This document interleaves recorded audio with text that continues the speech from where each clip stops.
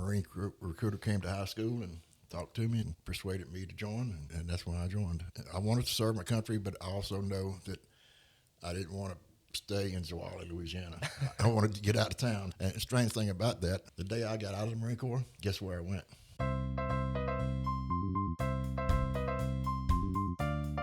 It is God that girdeth me with strength, and maketh my way perfect. He maketh my feet like hinds' feet, and setteth me upon the high places. He teacheth my hands to war, so that a bow of steel is broken by mine arms. That's Psalm 18, verses 32 through 34. Young Christian man, welcome back to Seeking Wisdom, the podcast to help Christian young men see life from God's perspective. A sad reality of our world is that conflict is inevitable. And I'm not just talking about interpersonal conflict, but also sometimes international conflict as well. And I'm grateful for the men who serve to keep us safe from conflict like that. They keep the conflict from ever coming to our shores. And I'm grateful for that. We have a man here with us today who served in just that way to help us. He joined the Marine Corps. His name is Brother Don Armstrong, and he is a faithful man in the church and just a good example for young men like you and me that we can follow. So, Brother Don, welcome to the show. Thank you, Daniel. I'm glad to have you here today. So, could you just quickly introduce yourself to us? Tell us a little bit about you, who you are, what you like to do. Like Daniel said, my name is Don Armstrong. Born and raised in Oorah, Louisiana, a small town. And I came from a very large family, a very close-knit family. When I say large, we had 25 brothers and sisters. Wow. So right now there's only 6 sisters and myself left. I've worked hard all my life, been a Christian all my life, and been a Marine since 1975. So. Can you give us a hoorah? Oorah! Amen. All right. So, how old were you when you joined the Marine Corps? Well, I actually joined when I was 17, but I couldn't go to boot camp till I was 18. So, and I joined in 1975, and then I went to boot camp in January 1976. Man. Yeah. Now, how long were you in the Marine Corps? 6 years. I did 4 years active and 2 years inactive. Thank you for your service. Thank you. You're welcome. All right. So, just some quick questions, because I want our guys who are listening to be able to get from someone who's actually done it a perspective of what the Marine Corps is like and what the benefits for them would be for joining it. Right. But more than that, the benefits for the people that they serve. Like, why should they be wanting to serve? And then also, kind of from a Christian perspective, what's the good and bad spiritually of them joining the Marine Corps? Right. But in order to get to that, I just want to get to the basics of, from your perspective. Right. What is it that made you want to join the Marine Corps? Well, when I was 17 in Oorah, Louisiana, there wasn't a whole lot of things to do after school. I didn't want to go directly to college, and the job market up there is, if you didn't work in the woods, well, you had to leave home to go find another job somewhere else. So, the Marine recruiter came to high school and talked to me 2 or 3 different times, and finally persuaded me to join, and that's when I joined. I wanted to serve my country, but I also know that I didn't want to stay in Oorah, Louisiana.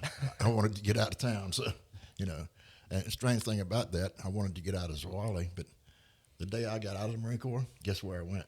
Back to Oorah? Back to Oorah. Yeah, and that's why I joined. And if what I recommend to anybody else or other young men and women to join the Marine Corps, I would recommend, if you don't have a direct, clear path of what you're going to do as soon as you get out of high school, it's a good idea, I think, to join the service. Not necessarily the Marine Corps. Join the Marine Corps if you want to be the best, but but there's other avenues. Like, I have 2 grandsons, and one of them wanted to join the Marine Corps. You might know him. His name Bryce. Anyway, he wanted to join the service when he got out of high school, and he's pretty smart. So I said, why don't you join the Air Force instead? Because the Marine Corps aren't for the smart people. Yeah, the Air Force, and the Navy, they're for the smart people. The Marine Corps, not so much so. But anyway, he ended up not joining at all. And then my other grandson, when he got out of high school, he wanted to join the Marine Corps. And I said, Marine Corps is the one for you, son. And he's been in there 3 years now, and doing really well. I talked to him a couple of weeks ago, and he's thinking about re-upping when his enlistment's up. So yeah, I mean, like I said, the Marine Corps is not for everybody, you know. So, but I think it's a good idea for people without any real direction, you know, when they get out of high school. It's a great idea to go spend a couple of years in the service to get some direction. Gotcha. You know, what you want to do with your life. So, yeah. Now, are there? You said that you'll get some direction. What? Can you explain that to us more? Like, kind of, like, what is it that helps you with that when you're in the service? Well, when you're in the service, at boot camp, you know, you didn't think for yourself at all, you know. But after you got out of boot camp, you know, it's actually just like a regular job, you know. But you were disciplined, you know, and that's the big thing is discipline. You know, kids get out of school now, you know, that there's not a lot of discipline in their life, you know, and the service teaches you discipline. So, yeah, that sounds like a huge benefit that I think a lot of people Yeah. would benefit from. Now, one thing that it did to me also is it makes everything black and white to me. I don't have any gray in my life. It's either black or white. And that might not be a good thing, but it works for me, you know. It's either right or it's wrong. It's not any in between. So there's two things that doesn't lie in life, and that's the Bible and that's the numbers. The numbers don't lie and the Bible don't lie. And that taught me that. So. That's helpful. Now, what was it like while you were in the Marine Corps?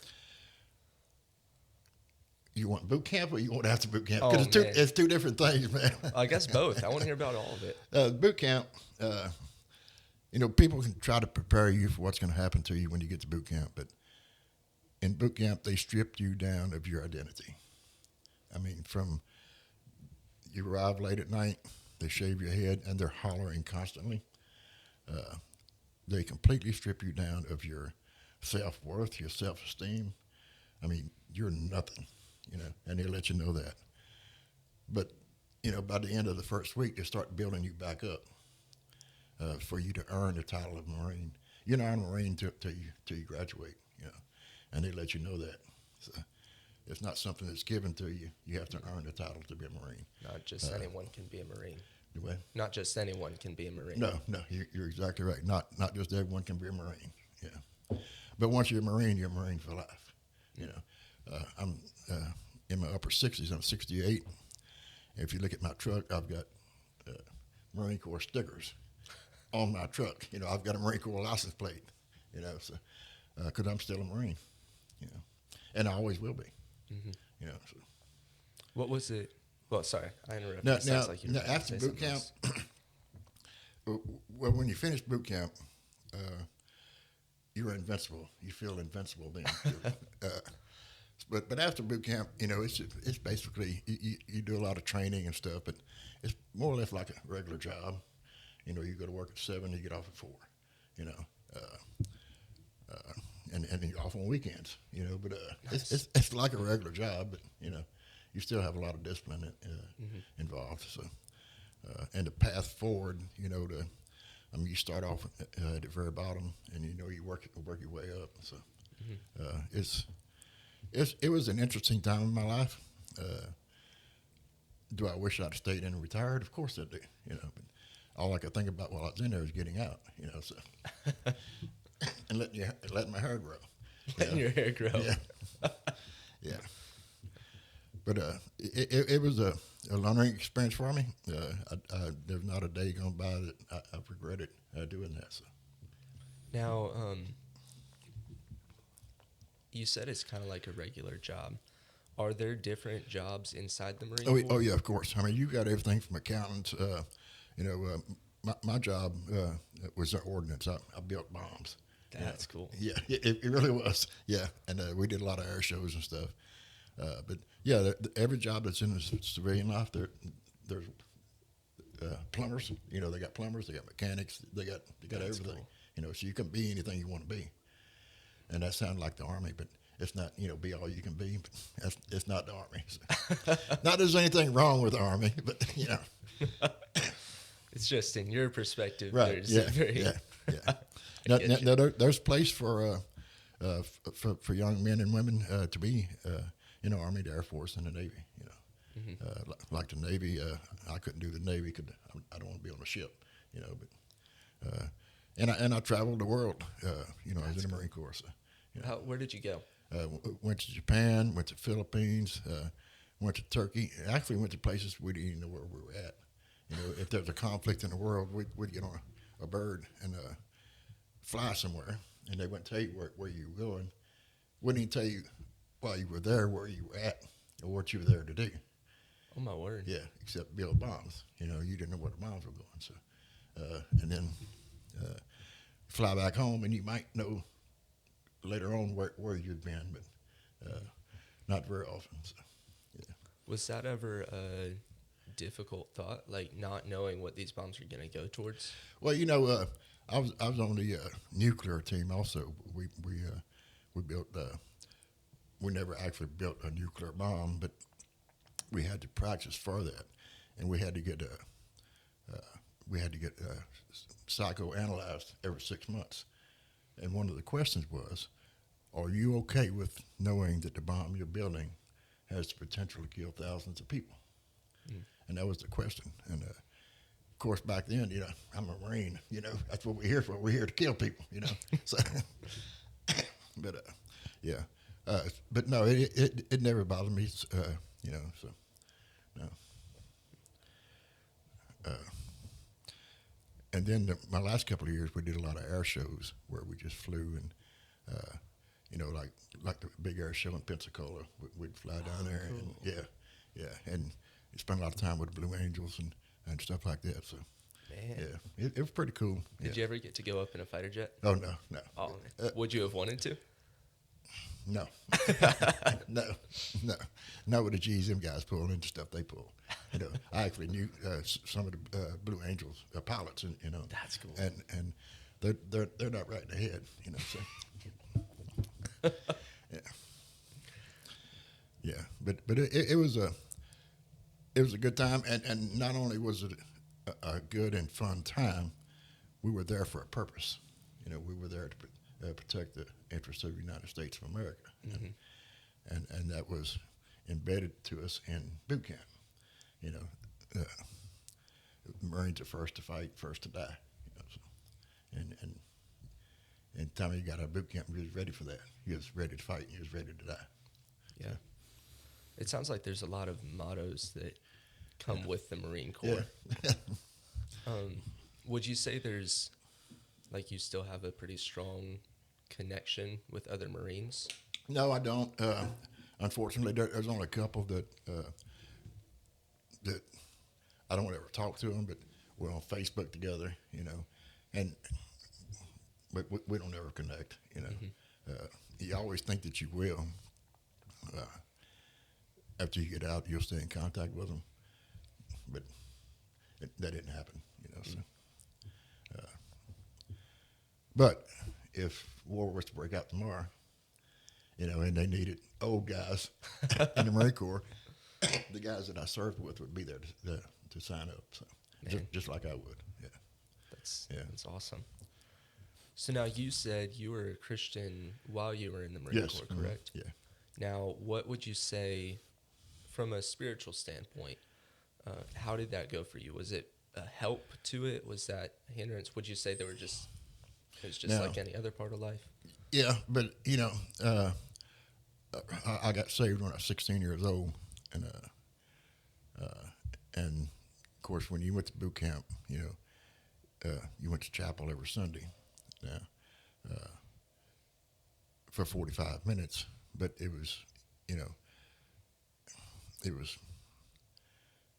was a way to escape. Actually, the reason you were there, you didn't have to go to chapel, But if you didn't go to chapel, you had to stand outside chapel at attention for 45 minutes. Oh, my word. Yeah. So, and then, of course, I read my Bible, and while I was in the Marine Corps, I very seldom went to church. That wasn't the culture, you know. So, and it's sad to say, but the only time I would actually go to church is if I came home for, you know, for leave or whatever, or if somebody wanted us to go up to their house or their parents' house, you know, for the weekend. You know, I always went to church on Sundays, but as far as just regular day-to-day life, no, I did not attend church. I prayed every day and I read my Bible every day, but did not attend church. Interesting. Yeah. Do you know if it's still like that in the Marine Corps? Yes, If that's it still is. the culture? Yeah, it is. Yeah. Gotcha. Yeah, it is. There's. I spent my last 2 years in Cherry Point, North Carolina, and I couldn't. I don't even remember seeing a church. Really? I'm sure they were there, but I do not remember even seeing a church in Cherry Point, North Carolina. Man. Yeah. Cherry Point, North Carolina. Yeah. If there's any church planners out there, Yeah, there go you go. find them. Yeah. Gotcha. So now so say there's a young Christian and they are thinking about joining the Marine Corps. What would you say to prepare them, like to be able to stay strong in their faith while they're there? Because like you said, the culture is not so much Right. Christian. Right. So what should they do to be prepared to keep their Christian identity? Right. Well, when my grandson went in, I met with him the night before we went to boot camp and told him how bad it was going to be. But, you know, he needed to keep his faith, you know, and just believe it wasn't personal. But just to keep your faith and keep trusting that God's going to look out for you. And he does, you know, and he does look out for you, you know. Amen. Yeah. You know, I was just a redneck kid, you know, and woke up one morning in boot camp, you know, and for 13 weeks, you know. It was bad. I don't think it's as bad now as what it was in the 70s. But back then it was really bad. I mean, every other word that came out of a drill instructor's mouth was a cuss word, you know. You know, so it was bad. But just got to stay strong in your mind, you know. And they will tear you down to nothing, you know. When they got through with you, tearing you down, you were a worm. But when they finished with you, you were a Marine. You know, so. Worm to Marine. Yeah. Yeah. That might end up being our title for this episode. Yeah, from worm to Marine. Yeah. Now, what would you say, this kind of just popped into my head, but physically, so if someone came and said, like, Brother Don, I'm going to join the Marine Corps, is there any physical preparation you would tell them they need to Yes, you need to be able to run and run a lot, you know. And exercise. I mean, you did that constantly all day long. Whenever you messed up, your punishment would be running miles and miles, or doing 200 or 300 push-ups, you know, or sit-ups. You need to be physically fit when you go in. It helps a lot. Gotcha. But if you're not, by the time you get out, you will be. Yeah. Yeah. Was it a big physical adjustment for you whenever you got in? Yeah, it was, because I didn't play sports in high school because I worked every day after school, so I didn't play sports. So I never ran. You know, I didn't have no reason to run. You know, so the running was the worst part for me. I still hate to run. You know, I hate to run. Something's got to be chasing me for me to run now. So, yeah. What are they running from? Yeah. Yeah. Absolutely. Yeah. And I told my grandson when he went in, the physical part you can handle. It's the mental part that we'll get to you, you know. But just. Is there any way to prepare mentally? Not really. It's really not, you know. No, I don't think so, because, you know, I thought I knew what I was getting into because I'd watched Gomer Pyle, you know. But let me tell you, it was nothing like going to Powell. No. Mentally, I don't think there's any way to prepare for it. It's just an experience that you have to hit head on, and then the last few days of boot camp was what we call the crucible. That's 54 hours of marching up this huge mountain and living on that mountain and getting very little sleep and eating very little. And I was telling Julie this morning, I remember coming down off that mountain, our last morning there, coming down off that mountain, and I was laughing to myself that I hadn't made it, And I was thinking, here I am in California on top of a mountain. I said, and I made it, when my grandson was in boot camp, his mother, my daughter, called me and said he starts his crucible tomorrow. I actually asked for a special prayer in the Sunday school class that morning because I was very emotional about him going through that crucible because it was tough, But it was tough in the 70s. Now, I don't think so. Probably not so much, but back then it was tough. Yeah. Everyone I hear from acts or talks like really all the military is like easier than it used to be. Yeah. Like now you hear about, you call home on your cell phone. We didn't have cell phones. We didn't get to call home, Of course, back then, were cell phones a thing yet? Actually, there wasn't. No, that's true, there wasn't. Thanks, Daniel. Yeah, of course, anytime. Yeah. People say, cell phone? What's a cell phone? No. But I think there's things now where a parent can go online and actually see videos of them training and stuff, Whoa. Or pictures and stuff. But it's gotten soft, but I'm sure they're still making Marines. The mindset, I would hope, is still there. Because once you're a Marine, just like a Christian, once you're a Marine, you're a Marine. When you're a Christian, you're a Christian. That's two things you can't take away from me. So, yeah. What would you say, we're getting close to the end of our episode, but what would you say is your favorite story from being in the Marine Corps? It can be funny, it can be emotional, whatever we want. Well, I guess during the Crucible, it's not a funny story, but it's not only coming down off that mountain, but being there, knowing that you're what stands between the United States and the enemy, and the harder you train, the better you're going to be. The camaraderie that you build with those guys in the Marine Corps is just a strong bond, We were there to die for each other, and we were there to die for our country. Luckily, I was not in any war.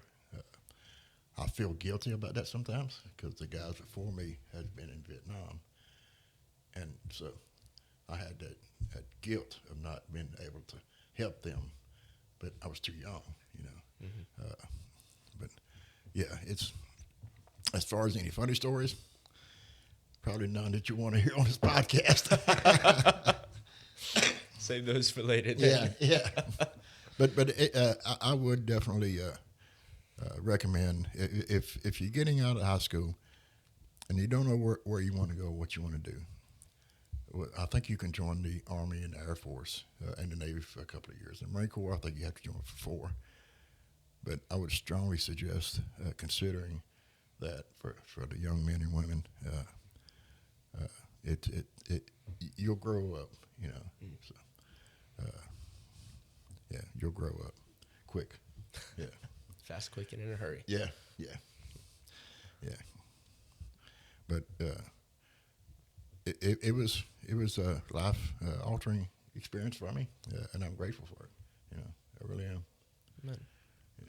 Well, thanks for sharing with us. I have one more question for you before we're done. And I ask this to every guest, but other than Jesus, who is one man that you find yourself wanting to be like, and then why? That would be my dad.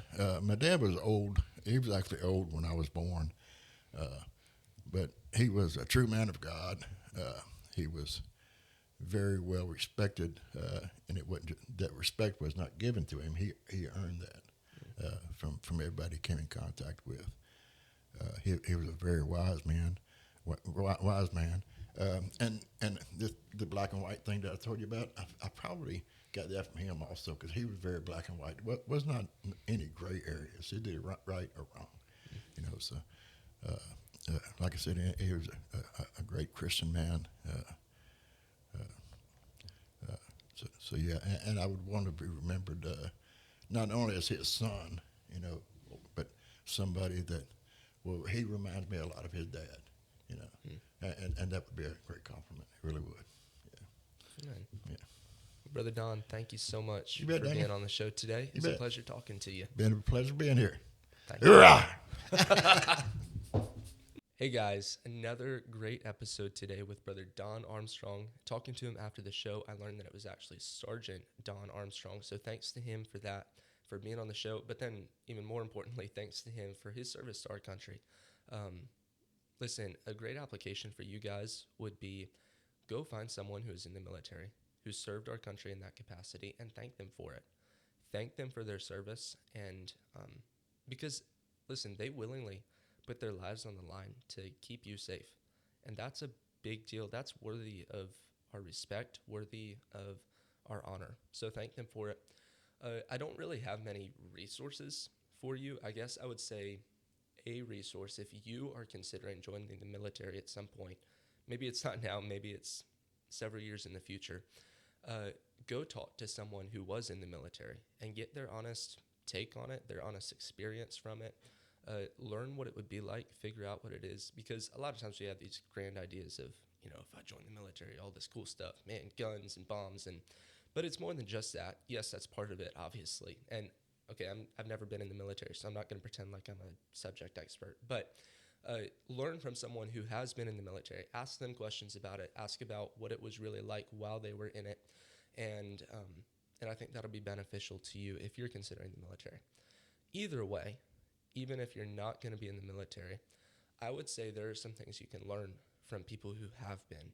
Listen, the biggest thing would be their discipline. At least the biggest thing that I see is their discipline. They are just like, they have learned in boot camp, they learned how to control their bodies. They learned how to push through difficulty and through pain and to keep going for some better purpose. And listen, as a part of the Christian life, that's what we do all the time. We have to take our difficulties, our pain, and we persevere through those things in the pursuit of Christ. Now, it's a different scenario. One, you're pursuing Christ. One, you're trying to defend your country. But either way, you need discipline for it. And these guys have learned how to be disciplined. So learn from them. Learn all you can from them. Really, learn all you can from anyone you can. Anybody who can teach you is worth learning from. So do that. But specifically, I want to tell you, learn from these guys who have been in the military.